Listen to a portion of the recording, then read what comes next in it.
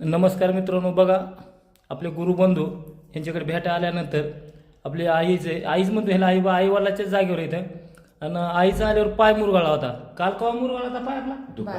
दुपारी 12 12ला पाय मुरगाळ्यावर काय झालं, इथं आल्या चालता येत नव्हतं. साधा आम्ही इथं आल्यावर ह्यांनी चहा करायचं म्हणलं तरी चहा करायला नाही गेला.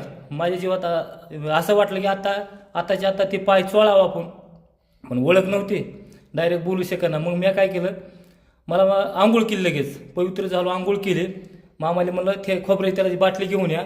बाटली आणली आणि पाय चोळा. लगेच पाय चोळलं. देवशक्तीला सांगितले की 20 मिनिटात माझ्या आईचा पाय नीट कर. तर 21 मिनिटात दुखायचं राहायला पाहिजे असं मी खडसावून बोलतो. देवासंग भांडतो कधी कारण माझ्या आईवाल्याच्या जागेत ह्याने खडं माती करून आता पण लेकरं लहानाचे मोठे केले. आणि ही जर दुखत असले तर आपला उपयोग नाही मित्रांनो. मला असे एक अंतकरणात कळकळ वाटते जगात. म्हणून पाय चोळायला किती वेळात पाय राहिला दुखायचा आपला? 10-15 मिनिटातच पाय राहिला. आपली आवतनी शक्तीला किती वेळा सांगितलं होतं? 20 मिनिटं सांगितलं होतं. तर 15 मिनिटात पाय राहिला. आणि सकाळी चला आलं ना केलं, लगेच उठल्याबरोबर चालता यायला लागलं. बघा सकाळी चला येलं. कारण मला असं होतं की आपण जर नाही चोळलं तर सकाळी चालता येणार नाही. आणि कुठेतरी नाही चालता येईल, हिवाळे दिवस आहेत, पाय सुजल जास्त. म्हणून मी सांगितलं होतं शक्तीला की 20 मिनिटात पाय राहू द्या. फक्त 16 मिनिटात 15-20 मिनिटं म्हणजे 15-16 मिनिटातच राहून गेला पाय. 15-16 मिनिटात राहून गेला ना. पाय बघा कसा आहे ते, हो का? ही करंगळीचा पाय होता, हो का? ही बघा, ही सगळी सूज होता पायाला.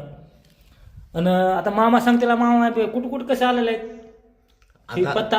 आता आपण इथे हे अहिल्यानगर जिल्ह्यातील राहता तालुक्यातील तिसगाव प्रवरा या ठिकाणी आलेले आहेत. हो. आणि मामा काल आमच्याकडे संध्याकाळी आले होते मुक्कामी. त्यांना बऱ्याच दिवसापासून आग्रह होता की आमच्याकडे एकदा येऊन जा. तर काल आमचं योग आला आणि मग येताना आम्ही विद्यापीठात धन्वंतरी उद्यान पाहिलं. आणि मग काल आपल्या इथे पाहुणचारसाठी ते मी त्यांचा स्वागत केलं आणि त्यांना विनंती केली. मग त्यावरून ते घरी आले. तर नेमकं आमच्या सौभाग्यवतींचा पाय मुरगाळला होता आणि मामांनी याच्यातच त्याच्यावरती विलास केले, उपचार केले आणि आज त्या एकदम व्यवस्थित झाल्या. नाही तर ते स्वयंपाक करण्याचा सुद्धा आज प्रश्न तयार झाला होता.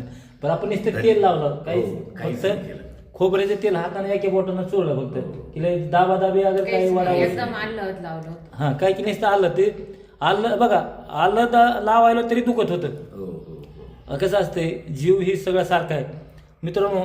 आलं लावताना सध्या दुखत होतं, सूज होती मध्ये. आता बघा एकदम क्लिअर, आता पहिल्यासारखा झाला पाय. हो. तर जेणेकरून मामांचे खूप खूप धन्यवाद. आणि आपण सर्वांनी सुद्धा काही असेल तर मामांशी निसंकोचपणे संपर्क करावा. त्यांचा नंबर